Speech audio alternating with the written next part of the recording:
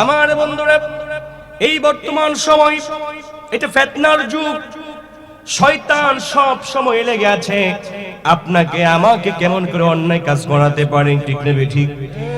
শয়তান যখন ক্ষমতা পেয়েছিল ওই সময় আল্লাহ রাব্বুল আলামিনের কাছে শয়তান একটু আবদার করেছিল। কি আবদার? আল্লাহ পাককে বললেন, ইয়া রাব্বাল আলামিন, একটু আমাকে কথা দাও। তুমি তো আমাকে বলেছিলে যে তুমি যারা যারা করে হিসাব নেবে এবং দেবে। আমি যে এত বছর লক্ষ লক্ষ বছর ইবাদত করেছি, তাহলে আমার এই ইবাদতের বিনিময়ে তুমি কি দিবে আমাকে? এবার আল্লাহ রাব্বুল আলামিন বললেন, ও আজাজিল, ও ইবলিস, জান্নাত ছাড়া তুমি যা চাইবে তাই পাইবে।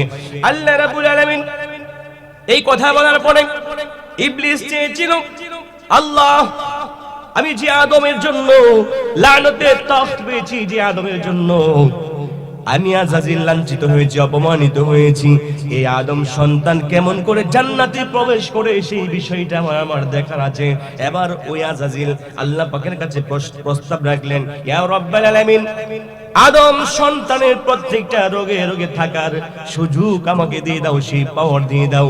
আল্লাহ পাক বললেন, ও আজাজিল, যাও, তোমাকে পাওয়ারটা দিয়ে দিলাম। এখন চিন্তা করতেছে সমস্ত পৃথিবী জুড়ে আদম সন্তান ছড়িয়ে পড়বে, আমি একা কিভাবে কাজ করব, ডিউটি করব?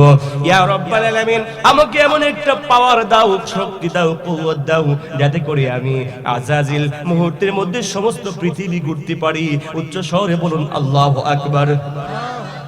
আল্লাহ পাক আজাজিলকে এই ক্ষমতা দেওয়ার পাওয়ার আল্লাহর আছে না নাই? আর যে আছে না নাই?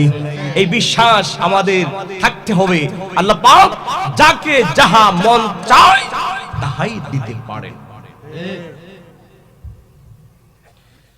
আল্লাহ পাক বললেন, এই ইবলিস, যাও, তোমাকে সেই পাওয়ার দিলাম, মুহূর্তের মধ্যে সমস্ত পৃথিবী ঘুরতে পারবে।